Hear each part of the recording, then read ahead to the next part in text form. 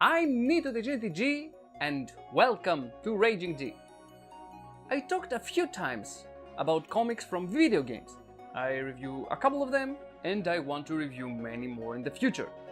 Today though, we will begin a journey, one that I wanted to make for years, and I'm excited to do the first step with you. As a kid, I had a choice. One choice that kids of this age will never be able to make. One choice that defines your life.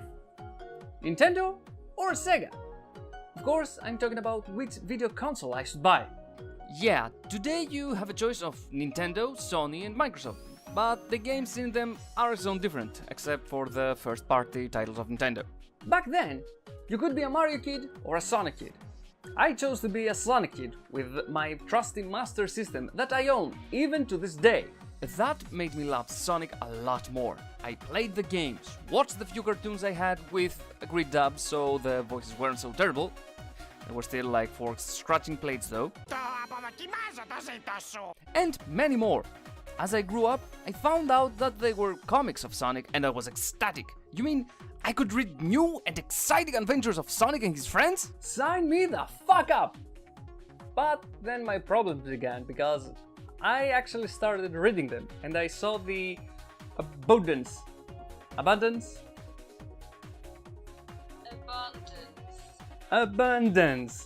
problems that they had. Don't worry though, because I'm here to take you through a magical journey through the wonderful, terrible and majestic world of the Archie Sonic Comics.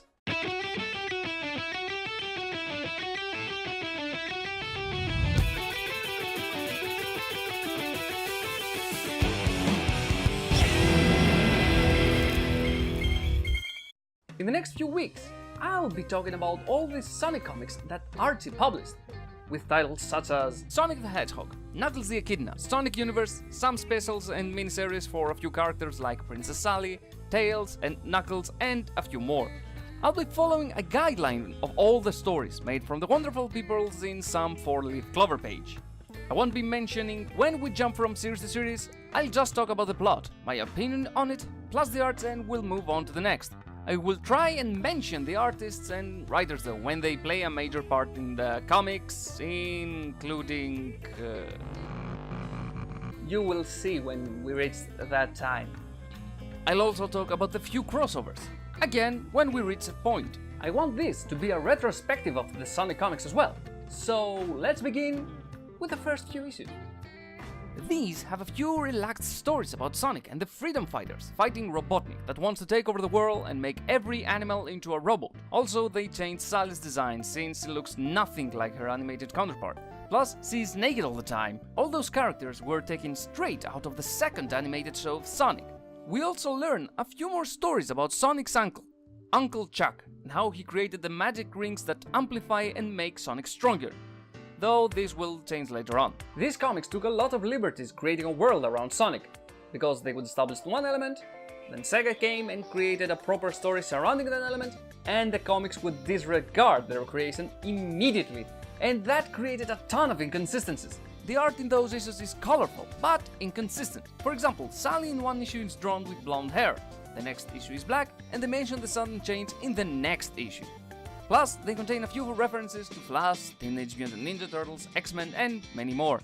Slowly, they do introduce more and more characters from the other Sonic cartoons as well. Small cut here. When the comics were first released, there were 2 Sonic cartoons running at the time. One was filled to the brim with slapstick humor, stupid jokes, over-the-top animation and no plot. The other was a serious, story-driven show with a big cast of characters and a slight environmental message. Both were named Sonic the Hedgehog, but the series one got the fan subtitle Sat AM, or Saturday Morning. Finally, another funny thing about Robotnik. They took the design of the series one from the Sat AM show, but with the silly personality of the other cartoon, making a weird amalgamation character. Also, each issue contains puns. Lots and lots and lots and lots and lots and lots puns. Also, fourth wall breaking. Lots and lots and lots and lots and lots of fourth wall breaking. We are also introduced to more friendly characters like Bunny Rabbit, a simple bunny that was put into the robotization process, but Sonic saved her before it was completed. so she's half animal, half robot. We also see another staple of the series, Super Sonic. A super powered version of Sonic with gold fur instead of blue. He is stronger and able to go to even higher speeds. Some issues follow closer the games, with the first story from the 6th issue of Sonic being about Sonic's pinball. Those initial issues don't have any overarching plots, so they are easier to read. It's mostly about the everyday lives of Sonic and the Freedom Fighters, fighting against silly plans from Robotnik with jokes and silly moments. A few of the most staple writers till now is Mike Gallagher. He wrote most of the books and they are good. The stories are self-contained and they're not too bad. It's comic for kids after all and they are entertaining. But from issue 11 we see a name that we'll get really familiar with. Ken Penders. In that issue we're introduced to an evil and cool version of Sonic, complete with leather jacket and sunglasses, that we will see him many times from another universe, where good were evil and vice versa. From issue 13 we also see the design of some characters changed, like Sonic getting a bit closer to his game counterpart. We also see Tails flying a plane, another staple of the series, and we're also introduced to Knuckles the Echidna, the guardian of the Master Emerald. We'll see him again in a few issues though. Continuing on design changes, from issue 17 we also see Princess Sally getting a design closer to the cartoon, along with a character logo that we'll see it many times. This is the design I like the most. They also establish a bigger lore for her, filled with her being a princess, with her father, the king, vanished and her having to lead her people. Oh yeah, they changed a lot of things in one issue. I did mention previously that the comics would change too many things rather immediately, confusing people all the time. Another thing they added is the relationships he had with Sonic, being you can call them a couple. This is a thing the comic will play for a long time, having those two together and apart for years to come, leaving many fans split on Sonic's relationships and making Sega issuing some forced mandates, rules for the comics to follow. You see, when Sega originally gave the license of Sonic to Archie Comics, they had a few rules, so that the fans of the game feel comfortable with the comics. So they didn't want the ideas and concepts of the two being too far off. They weren't able to change Sonic's design, make him lose to Robotnik. They couldn't bring a few characters and names from some cartoons and games, like Sonic's family from the Sonic Underground series, or the ideas from the reboot game of Sonic the Hedgehog from 2006 that the fans called Sonic 06. Archie Comics though managed to sneak a few things here and there as the years went by. But later on, because of some legal problems and adventures, and because of a few fan outcries over some covers, those mandates would be forced even harder, with Sega keeping a closer eye and adding extra rules. But for now, let's focus on issue 18 since we begin our world building. Princess Sally suddenly has a big backstory, and the last addition to her character design for now. She's the hero of her kingdom. We see her being proficient with many things and with a huge burden on her back. Then, in the special issue Sonic the Hedgehog in Your Face, she gets Nicole, a machine capable of many things and even able to speak.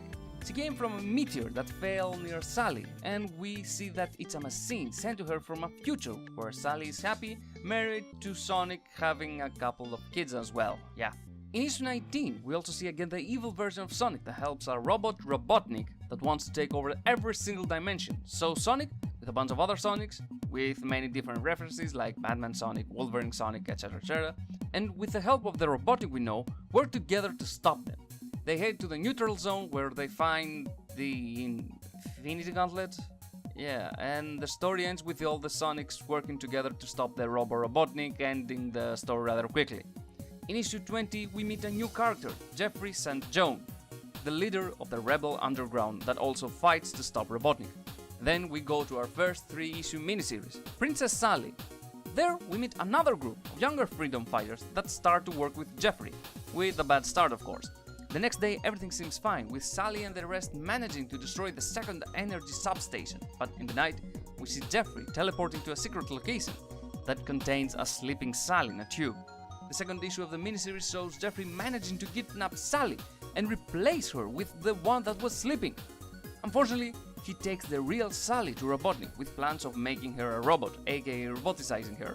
But it was all a ruse, because the Sally that fights with the others is the real deal, and Jeffrey was a triple agent, leading to Robotnik's defeat. At the end, we see how the plan unfolded, with Jeffrey and Sally sharing a kiss. Yay, romance, yeah. Ending this miniseries. As you can see by now, things started getting serious, with Robotnik being an evil mastermind, rebels and freedom fighters, and a lot more action. The next issue especially, because after an experiment that turned against him, he dies. not really. He merely went to the future because the Robotnik saved him, since if Robotnik dies, he dies as well, so he restores him to his original type. In the meantime, his assistant activated by accident the Project Wasteland, a plan that involved unleashing hell, destroying everyone and everything without any remorse and by brute strength. When Robotnik returned, he deactivated all his machines, making him lose everything.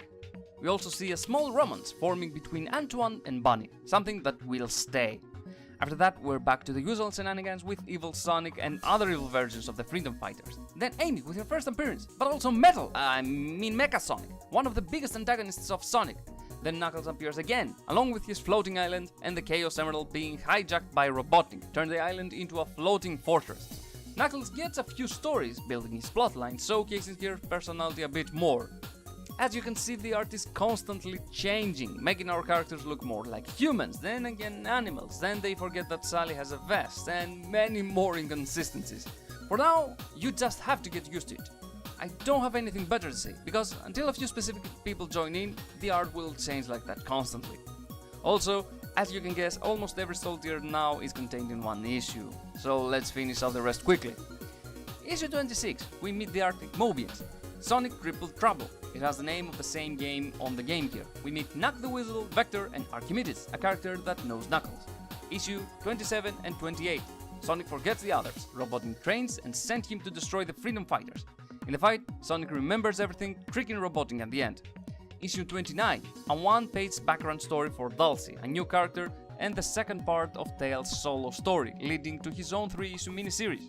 In that miniseries, Tails tries to stop a plan of Robotnik with the help of the 40-Fathom Freedom Fighters, a group of sea creatures, and the Wakanda Down Nanda Freedom Fighter, another group of Australian animals. In this miniseries, though, we're also introduced to Ather. Ather? Yeah, I'm going to call him Ather, another echidna like Knuckles. We also learn more about the floating island and Echidnopolis, the city of technologically advanced echidnas living on Mobius, the planet all those adventures are taking place in. And with this, we end our part 1 of our small retrospective in history of the Sonic comics.